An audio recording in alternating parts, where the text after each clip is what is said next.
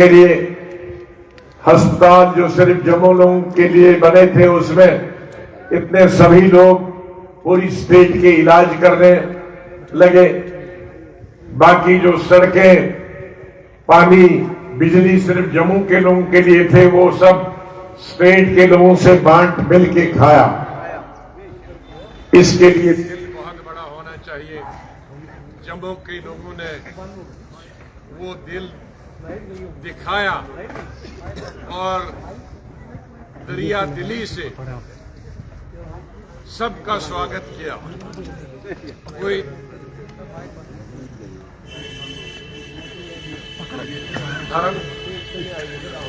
आप अपना डंडा लेके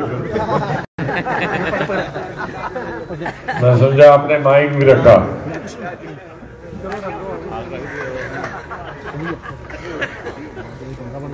तो मैं आपकी तरफ से और अपनी तरफ से उनको बधाई देता हूं।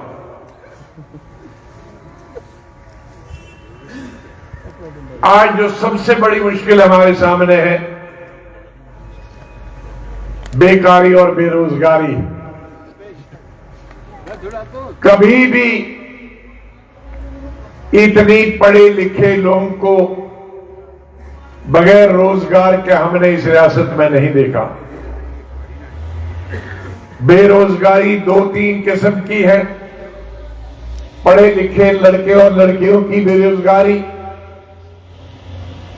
हमारे मजदूर जो लोग हैं लाखों की तादाद में, उनकी बेकारी, और जो बाकी स्किल्ड हैं, कारपेंटर हैं, मेसन हैं, उनकी बेकारी। और सुनने वाले बहुत कम लोग हैं। हमारे जमहूरी निजाम में चाहे मुल्क की हुकूमत हो या रियासतों की हुकूमत हो, उसमें चुने हुए नुमाइंदे होते हैं और वो नुमाइंदे कुछ पार्लियामेंट में जाकर और कुछ असेंबली में जाकर लोगों की आवाज बनते हैं। पार्लियामेंट के इलेक्शन तो होते हैं बराबर, लेकिन असेंबली के इलेक्शन 10 साल पहले हुए थे। 2014 में पार्लियामेंट और असेंबली के इलेक्शन तकरीबन 2-4 महीनों में ही हुए थे। अब पार्लियामेंट का दूसरा इलेक्शन आया, लेकिन असेंबली का पहला इलेक्शन होने का भी अभी कोई पता नहीं चल रहा। सवाल एमएलए का नहीं, सवाल मिनिस्टर का नहीं, सवाल चीफ मिनिस्टर का नहीं, सवाल है इस रियासत में रहने वाले, दूर दराज पहाड़ों पे रहने वाले लोग, गांवों में रहने वाले लोग, कस्बों में रहने वाले लोग, शहरों में रहने वाले वो लोग जो अपनी आवाज अपने एमएलए के जरिए असेंबली में रखते थे और मिनिस्टर उसको सुनते थे, चीफ मिनिस्टर उसको सुनता था, और उन एमएलए को और मिनिस्टरों को खौफ और डर होता था कि अगर हम अवाम के मुश्किलात को हल नहीं करेंगे, अवाम के पास नहीं जाएंगे, उनकी नौकरी का बंदोबस्त नहीं करेंगे, सड़कों का बंदोबस्त नहीं करेंगे, अस्पतालों में डॉक्टरों का बंदोबस्त नहीं करेंगे, स्कूलों में कॉलेजों में टीचर और प्रोफेसर का बंदोबस्त नहीं करेंगे, पीने का पानी का बंदोबस्त नहीं करेंगे, इरिगेशन का पानी का बंदोबस्त नहीं करेंगे, तो हमें वोट नहीं मिलेंगे। इसलिए तमाम एमएलए और मिनिस्टर गांवों और शहरों में घूमते और फिरते और फिर उनकी दादो फरियाद असेंबली में बोलते, मुतल्लिका मिनिस्टरों पर ले जाते और वो हल निकालते। लेकिन आज ऐसा कुछ नहीं कई सालों से हो रहा। गवर्नर अपनी तरफ से कोशिश कर रहे हैं, सरकारी मुलाजिम काम कर रहे हैं, लेकिन सरकारी मुलाजिम का काम हमारे जमहूरी निजाम में दफ्तर में बैठ के काम करना है, देहात और गांवों में घूमना नहीं है, लोगों के पास जाने का काम नहीं। बहुत मैं पढ़ता हूं कि बैक टू विलेज सरकार का ऑफिसरों को भेजते हैं, लेकिन बेचारे कोरे के कोरे वापस आ जाते हैं, कुछ होता नहीं है, क्योंकि ये उनका काम नहीं है। कल को अगर किसी एमएलए को कहें, मंत्री को कहें कि तुम सेक्रेटरीट में बैठ के सेक्रेटरी का काम करो, तो फेल हो जाएगा, क्योंकि उसका काम नहीं। ये हर आदमी का काम, जो खेती करने वाला है वो खेती करेगा, जो पढ़ाने वाला है वो पढ़ा सकेगा। अगर एक दूसरे का काम उनको देंगे तो वो काम नहीं चलाएगा। इसलिए असेंबली में होना जरूरी। असेंबली अगर हो जाए, चुने हुए नुमाइंदे जीत के आ जाएंगे, तो हमारे 90% जो हमारे मुश्किलात, गरीबों के मुश्किलात, वो दूर हो जाएं। इसीलिए जद्दोजहद हो रही। अभी ताज साहब ने कहा कि मैं हिंदुस्तान की सियासत 45 साल के बाद छोड़कर रियासत की सियासत में आया। इसीलिए क्या आपके इस दुख और दर्द में जो आपकी परेशानियां हैं, चाहे सड़क की परेशानियां हैं, स्कूलों में टीचर की परेशानियां हैं, अस्पतालों में डॉक्टरों की परेशानियां हैं, अस्पतालों में दवाइयों की परेशानियां हैं, आपकी नौकरी की परेशानियां हैं, अढ़ाक पे जो लगे हैं उनकी परेशानियां हैं, उसी को दूर करने के लिए, उसी का इलाज करने के लिए मैं रियासत की पॉलिटिक्स में आया हूं, ताकि दोबारा से जैसे मेरे एक छोटे से दौर में, 2.5 साल के दौर में हमने डबल शिफ्ट में, ट्रिपल शिफ्ट में काम किया, सड़कें बनाई, पुल बनाए, अस्पताल बनाए, कॉलेज बनाए, सुपर स्पेशलिटी हॉस्पिटल बने, बिल्डिंगें बनी, देहातों को शहरों से, सड़कों से जोड़ा गया, दूर दराज इलाकों को उन्हें तहसील और ब्लॉक से जोड़ा गया और सड़कें कुशादा की गई। लेकिन आज दूर दराज इलाकों में आप जाओ, पहाड़ी इलाकों में, कहीं भी कोई सड़क पे काम नहीं चल रहा है, कहीं भी कोई मजदूर काम करते आपको देखेगा नहीं कोई स्कूल की तामीर दिखेगी, नहीं कहीं नए अस्पताल की तामीर दिखेगी, नहीं किसी बिल्डिंग की तामीर दिखेगी, ना बिल्डिंगें बनती, ना सड़कें बनती, ना मजदूरी मिलती। इसलिए हम चाहते हैं कि दोबारा सरकार आए, हम दोबारा से उसी तरह से सड़कों का जाल बिछाएं। अस्पताल तो मेरे ख्याल में जितने 70 साल बने थे, उससे ज्यादा मैंने 2.5 साल में बनाए। लेकिन अभी भी बहुत सारे इलाके जहां अस्पताल बनाने की जरूरत। डिग्री कॉलेज भी इतने कभी नहीं बने थे, हाई स्कूल और हायर सेकेंडरी स्कूल इतने कभी नहीं बने थे, प्राइमरी स्कूल कभी नहीं बने थे। उनकी तामीर जितनी की हुई है, उतना 70 साल में उतने तामीर नहीं हुए जितने 2.5 साल में primary, higher secondary, middle, high school की तामीर या मरम्मत हुई। उस दौर को हमने वापस लाना। हमारे यहां 70% आबादी 1947 में जब मुल्क का बंटवारा हुआ, हमारी 32 लाख आबादी थी, लेकिन आज 6 गुना आबादी बढ़ गई, 1.5 करोड़ आबादी बढ़ी, और हमारी जमीन खेती की बहुत कम है। हमारे ज्यादातर अगर देखेंगे तो 80% हमारे पहाड़ और बाकी जंगलात, लोगों के घर बनाने के लिए जमीन नहीं है, लोगों के खेती करने के लिए जमीन नहीं है।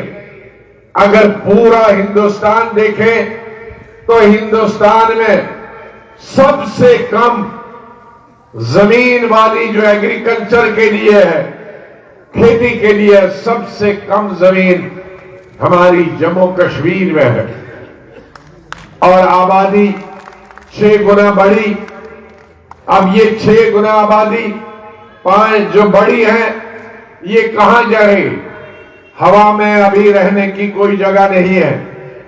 दुनिया में बड़े बड़े देश हैं, उन्होंने भी अभी हवा में घर नहीं बनाए और आने वाले सालों में भी कई कई हजार साल तक अभी तो कोई हवा में मकान बनाने का, हवा में जहाज उड़ सकता है लेकिन उड़ने के बाद उसको भी जमीन पे ही आना है। तो ये घर कहां बनाएंगे? ये खेती कहां करेंगे?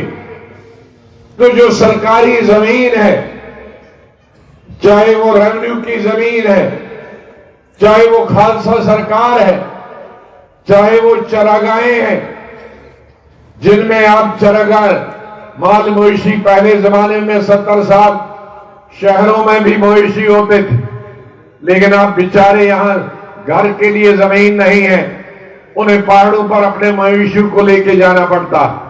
लिहाजा आज 70 साल 75 साल के बाद 70% जो आबादी बढ़ी है, उसको सरकारी जमीन पे ही घर बनाना उसकी मजबूरी है, दुकान बनाना उसकी मजबूरी है, फसल उगाना उसकी मजबूरी है, वरना कहां रहेंगे? हम उनको निकाल तो नहीं सकते। इसीलिए मैंने कानून बनाया था।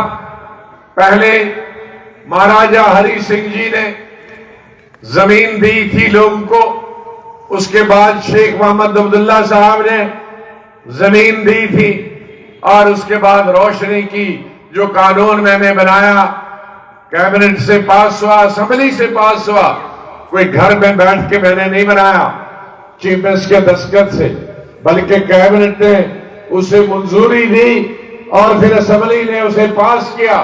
और मैं आज कहना चाहता हूं, किसी भी सियासी पार्टी ने उसका मुखालफत नहीं की थी, उसका विरोध नहीं किया था, लेकिन बदकिस्मती से सरकार ने बाद में कोर्ट के जरिए उसको खारिज कर दिया उस कानून का। हालांकि असेंबली का कानून ज्यादा होता है कोर्ट से ज्यादा, लेकिन उसको खारिज कर दिया और आज 70% आबादी, चाहे हिंदू है या मुसलमान, कईयों को लगा था ये सारी मुसलमानों को ही नहीं, उस 70% आबादी में 50% हमारे हिंदू भाई हैं और 50% हमारे मुसलमान भाई। जाहिर है जहां हिंदू आबादी है वहां उसमें 95% उनको जमीन मिलेगी, जहां मुस्लिम आबादी है वहां उनको 95% मिलेगी। लेकिन कुल अगर बराबर देखेंगे, हिंदू मुसलमान सब तकरीबन 70% आबादी पर या तो घर है या दुकान है, और वो दुकान भी जरूरी है। खाली घर बना के घर में भूतों की तरह रहो और खाने के लिए कुछ रोटी नहीं है, रोजगार नहीं है, तो वो जिंदार कैसे रह पाएगा? इसलिए उसकी दुकान होना भी जरूरी है। और हमारे जो आरसपुरा वगैरह इलाके हैं, जो सरकारी जमीन है, इन्होंने तो बंजर खोद के रेत में मिट्टी ट्रकों में ढो ढो के वहां खेती के लिए जमीन बनाई है।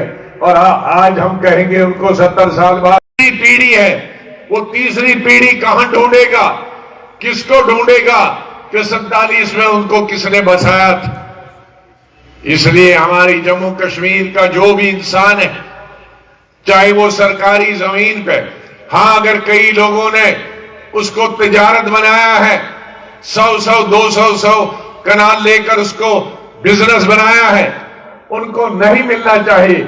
लेकिन जो गरीब लोग हैं, वो हिंदू है, मुसलमान है, वो गुजर है, बकरवाल है, वो राजपूत है, ब्राह्मण है, वो शेड्यूल कास्ट है, वो कोई भी है, उसको वो जमीन वापस, फिर कानून हम लाएंगे असेंबली में और उसको वापस देंगे। इसी तरह से हमारे यहां महाराजा हरि सिंह ने, बहुत सारे लोगों को दिल्ली में भी नहीं मालूम था और यहां भी मालूम नहीं था, जब तक मैंने तकरीर नहीं की, जब कश्मीर से जम्मू कश्मीर में दफा 370 खत्म किया और 35A भी खत्म किया, तब मैंने अपनी तकरीर में कहा कि 35A किसी की देन नहीं है। ये महाराजा हरि सिंह ने 1925 में, उस वक्त हमारे जम्मू के भाई और कश्मीरी पंडित भाई, क्योंकि उस वक्त 47 में यही ज्यादा पढ़े लिखे थे, 47 में मुसलमान 5% भी पढ़े नहीं थे, या जम्मू के हमारे हिंदू भाई या कश्मीरी पंडित पढ़े थे। ये 1925 के सुना है कि पंजाब के लोग, उस वक्त का पंजाब लाहौर उसका कैपिटल होता था और बहुत भी थे और सिख भी थे और तीनों अमीर थे, और उनको बताया कि ये आधे कश्मीर खरीदेंगे, आधे जम्मू खरीदेंगे, नौकरियां भी यही ले जाएंगे, जमीन भी ले जाएंगे, लेकिन हमारे पोतों और पड़पोतों का क्या होगा? जमीन के बगैर वो भीख मांगेंगे, नौकरी नहीं उनको मिलेगी। देखो, मैं बधाई देता 1925 के हमारे हिंदू भाइयों को और पंडित भाइयों कि उनकी दूरअंदेशी, उनकी दूरदृष्टि कितनी लंबी थी। क्या तकरीबन आज अगले साल 100 साल होगा, 1925 की बात कर रहा हूं, अभी 24 है, तो 100 साल पहले उन्होंने आज के बारे में सोच रहा था कि आज 6 गुना आबादी जम्मू कश्मीर की बड़ी है, यह आबादी कहां जाएगी? तो महाराजा हरि सिंह ने ऑर्डर निकाला, लेकिन 2-3 साल के बाद फिर वो डेलीगेशन मिला कि इसकी कानूनी अहमियत ऑर्डर की नहीं है।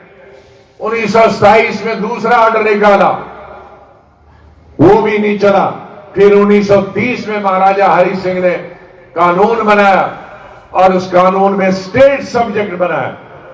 वही कानून था कि जिसके पास स्टेट सब्जेक्ट होगा वही जमीन खरीद सकता है, वही जमीन बेच सकता है, वही नौकरी कर सकता है। आप में से पता नहीं कितनों को, लेकिन हमें जब स्कूल से कॉलेज जाना था तो उसके लिए स्टेट सब्जेक्ट है। हमें जब पासपोर्ट बनाना था स्टेट सब्जेक्ट चाहिए हर आदमी। आज हमें सबसे बड़ा अफसोस है कि हमारी स्टेटहुड हमसे चली गई। स्टेटहुड का ये फायदा था, ये कहना भी गलत होगा कि कश्मीर को फायदा था, जम्मू को फायदा नहीं। जो फायदा कश्मीर को था वही फायदा जम्मू को भी था, वही हिंदू को भी था, वही मुसलमानों को। आज रेत हमारी तवी की यहां से बाहर जाती है, तो यह अगर स्टेटहुड होती तो नहीं जाती। आज हमारी खदानें बाहर वाले लोग देते हैं, स्टेटहुड होती तो स्टेट से बाहर। आज हमारे मुलाजिम बाहर से आते हैं, स्टेटहुड होती तो वो नहीं होती। आज अगर 35A होता तो हमारी नौकरी करने के लिए हमारे भद्रवा के गांव में, जहां से बुनियादी गांव, मुझे सुरुड़ी साहब बताते थे कि पोस्ट ऑफिस जो है उस गांव में, यूपी से पोस्ट ऑफिस की लड़की वहां क्लर्क बन के आई। तो अगर हमारे गांव में यहां से 600 किलोमीटर और 3 दिन का रास्ता में भी पोस्ट ऑफिस चलाने वाला यूपी से आएगा, बिहार से आएगा, हम उनके दुश्मन नहीं, लेकिन उनके साधन हैं। वहां इंडस्ट्रियां हैं, वहां फैक्ट्रियां हैं, वहां तिजारत है, वहां खदानें हैं, कोयले की खदानें हैं। यहां हमारे पहाड़ कुछ नहीं है, सिर्फ बर्फ होती थी, बारिश होती थी, उससे बिजली बनती थी पानी से, वो भी शायद पिछले साल से नहीं है। और इस साल तो तैयार अभी रहो। गुलाम अहमद बैठ जाओ। वो भी अभी से मैं बैठ जाओ कि अगले इस साल शायद हमें 2 घंटे भी बिजली नहीं मिलेगी। जनवरी खत्म हो रहा है, परसों जनवरी खत्म हो रहा है और अभी तक बर्फ की बूंद नहीं है, बारिश की बूंद नहीं। ये साल सबसे बड़ा कठिन है। बर्फ होती थी, पानी होता था, बिजली पैदा होती थी, 90% बिजली पूरे देश को जाती थी, हमें 10% मिलते थे, अब वो भी महरूम रहेंगे। तो ये पहाड़ हमारे थे जिसमें सिर्फ हमको इतना ही फायदा मिलता था कि इनकी वजह से बर्फ पिघलती थी और हम पानी हमें मिलता था पीने का, खेती का, बिजली बनाने का। वो भी ऊपर वाले ने, वो भी 370 उन्होंने बर्फ वाला 70 उनके पास था, वो भी उन्होंने बंद कर दिया। तो ऐसी मुसीबत, इसलिए हमने जो जद्दोजहद